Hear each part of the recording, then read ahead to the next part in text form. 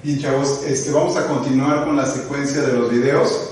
Ahora nos corresponde básicamente cerrar esta serie de 3 videos y lo que vamos a abarcar ahorita básicamente en parte del video es comentarios sobre las aplicaciones de la integral, que quedó un poquito inconcluso en el video anterior. No vamos a profundizar ahorita mucho sobre ello porque lo vamos a hacer en las clases online que vamos a estar trabajando las semanas siguientes. Entonces es para que ustedes vayan entendiendo cuál es el énfasis de esto y qué elementos van a considerar para que puedan estudiar.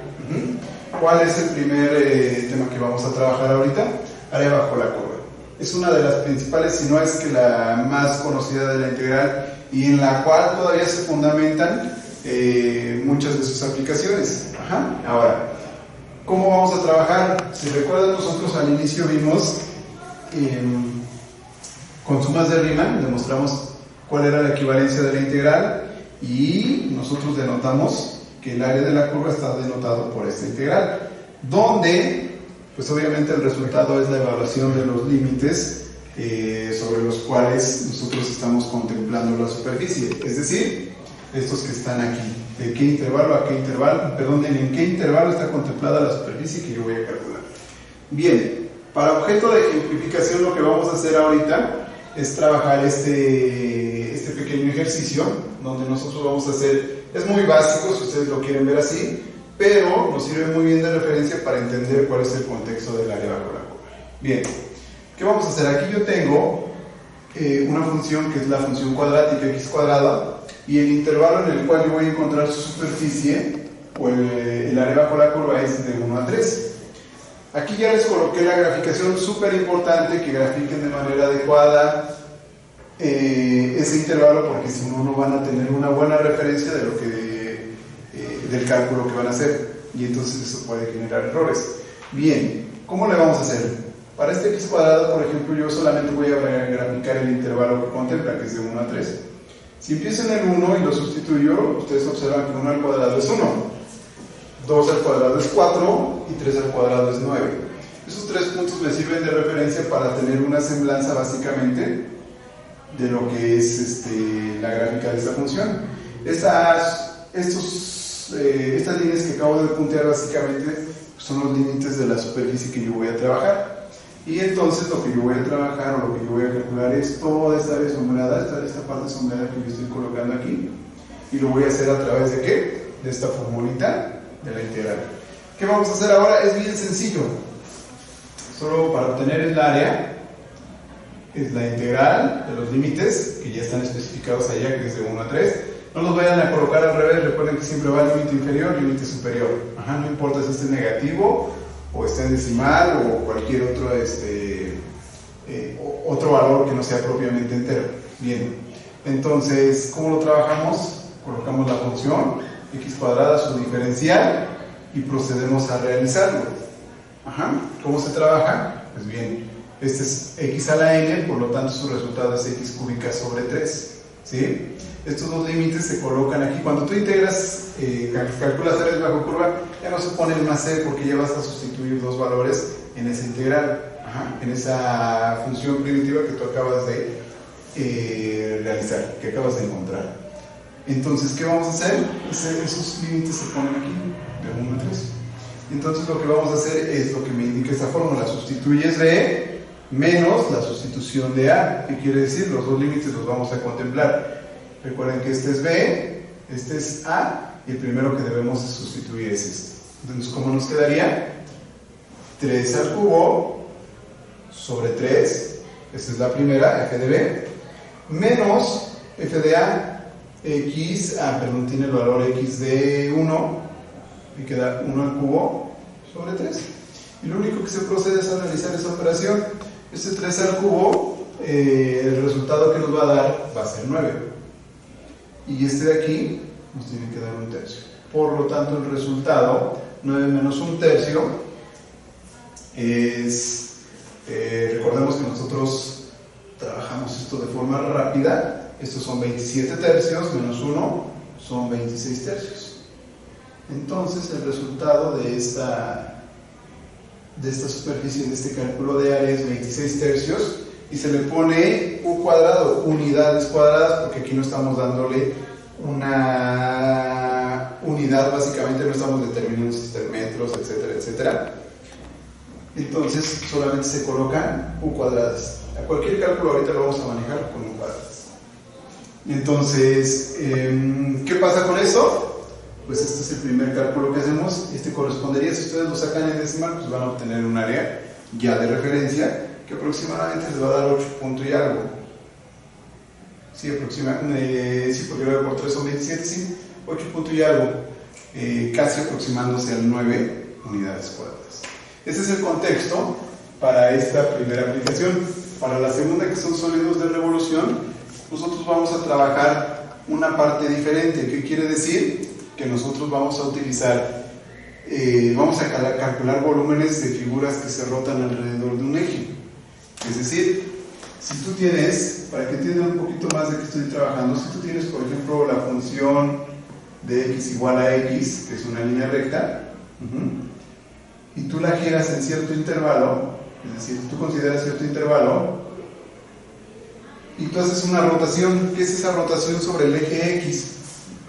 Como si tuvieras este marcado, coloquemos este marcado. Si tú lo empiezas a girar sobre el eje x, empieza a girar, empieza a obtener cuerpo, y ese cuerpo es un volumen que nosotros podemos determinar. Si utilizamos un poquito la imaginación con ese giro de referencia, podemos observar que una línea de ese tipo pues nos viene a generar básicamente un cono, esta superficie, y lo que vamos a obtener ahora con los cálculos de la integral es qué volumen abarca ese cono, ¿de acuerdo?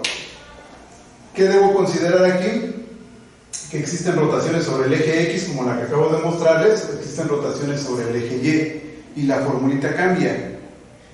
Cambia en el contexto de cómo se acomodan los valores, ¿sí? Pero realmente es la misma. Si ustedes observan, aquí los sólidos de revolución vamos a contemplar dos métodos, que es el método de discos y el método de arandelas. Cada uno tiene algunas características que los hacen particularmente aplicables a ciertos tipos de funciones. En el caso que yo coloqué aquí, si ustedes observan, viene derivado de una función muy similar a esta que al hacerse rotar sobre el eje X genera como si fuese un florero, ¿no? Para hacer referencia. Y entonces yo voy a calcular ese volumen, ¿sí? En el método de discos de lo que se trata es de ese volumen segmentarlo en tantos discos, así como si fuese el área bajo la curva en rectángulos. Aquí se segmenta en discos. Entonces, entre más discos tengas tú, donde ese número de discos tiende al infinito, entonces nosotros encontramos un volumen. ¿Cómo lo represento? Pues básicamente esta es la fórmula para determinar el volumen por discos sobre el eje X. Sobre el eje Y cambia un poquito sobre qué variable estamos trabajando, pero les digo, en las clases online vamos a profundizar un poquito en las otras fórmulas. ¿Qué vamos a hacer aquí? Pues esta es la fórmula, si observan sigue siendo una integral, solo que tiene de diferente aquí en pi, y que aparte la función está al cuadrado. ¿Por qué? Pues porque obviamente, como yo voy a hacer el volumen de todo esto, y tomando como referencia el disco, tengo que estar dentro de esta fórmula el área de una circunferencia, el volumen de una circunferencia. Por lo tanto, recuerden que el área primero, para entrar el volumen es área de la base por altura. Al proceder sobre esa fórmula, nosotros, y haciendo las deducciones adecuadas, nosotros obtenemos esta formulita para el cálculo de volúmenes de sólidos de revolución. En el caso de este es sobre el eje X, ¿de acuerdo? Entonces les comento, más adelante vamos a profundizar en las clases online sobre este concepto. Y ahorita quédense con esta perspectiva de las dos aplicaciones de área bajo curva y sólidos de revolución, ¿de acuerdo? Ahora, para concluir el video es importante mencionarles que esta serie de 3 videos son pues una referencia para complementar básicamente los temas que nos hacían falta por tratar estos días. Desafortunadamente no se puede tener la clase de forma pues aquí en el aula, pero bueno, estos materiales ahorita les van a servir de apoyo. ¿Y por qué les van a servir de apoyo? Aunado a lo que vamos a ver en las clases online, pues porque les van a servir para contestar su examen ordinario y su examen del segundo parcial. Obviamente primero es el segundo parcial, después es el ordinario, pero ¿qué tienen que estudiar? Todo lo que acabamos de ver en los 3 videos está contemplado dentro del examen. Si bien es cierto que el examen no va a tener una magnitud tan extensa como lo podríamos hacer en las clases de forma presencial, sí abarca todos los conceptos. De hecho, es muy importante que de aquí, de los 3 videos del contenido que les acabo de mostrar, van a salir algunas preguntas, pero también es importante que lo refuercen con los archivos y con las ligas que se les van a estar subiendo en la plataforma, que se pondrán a su disposición. Es importante que los empiecen a revisar, que empiecen a leer, mucho énfasis. Y recuerden que yo siempre les he comentado esta parte de ser un poquito autodidactas, de leer con sentido, de darle profundidad para que ustedes puedan entender estos conceptos. Lo importante es que cuando empecemos a tener las clases en línea, ustedes ya hayan revisado por estos videos, y aparte ya le hayan dado una leída a la bibliografía. Recuerden que estamos basándonos mucho en el libro de matemáticas simplificadas, porque viene muy estructurado, apegado al temario, y aparte porque vienen los casos que hemos estado manejando. Otro libro de referencia es el cálculo de Larson, el de una variable. También ahí pueden encontrar exactamente todos los temas y con una gama de ejercicios diversos. Importante que vayan dándole una leída, que empiecen a trabajar sobre ello, que denoten mucho los conceptos, porque ustedes saben que para mí no solamente es hacer ejercicios. Si bien las matemáticas es mucha práctica para entender, para resolver procedimientos, y si ustedes desean llevarlas al siguiente nivel, o sea, hacer cálculos más complejos, ya no basta con saber solo procedimientos, sino que tenemos que entender cuál es el énfasis, por qué sale esta formulita, por qué sale esta de acá, de dónde surge. Y entendiendo esos conceptos es como ustedes no abren una puerta para resolver un ejercicio, abren 10, 20, 30 puertas, ¿sí? Entonces, importante que ustedes repasen conceptos para que ahora que tengamos las clases online, yo pueda resolverles esas dudas, y seguramente ahí vamos a realizar algunos ejercicios, tanto de área bajo curva, sólidos de revolución, y algunos de fracciones parciales que nos hizo falta ver algunos casos dentro del curso de manera presencial. ¿De acuerdo? Entonces, pues ya para concluir, nuevamente los exhorto a que sigan trabajando mucho, estudiando mucho. Recuerden que siempre les he comentado que es imposible, a pesar de que en las clases presenciales se abarcan todos los temas, es imposible profundizar en toda la gama de ejercicios o todas las aplicaciones que están aquí, que importa mucho la actitud que ustedes tengan sobre la clase y las ganas que quieran de aprender temas nuevos.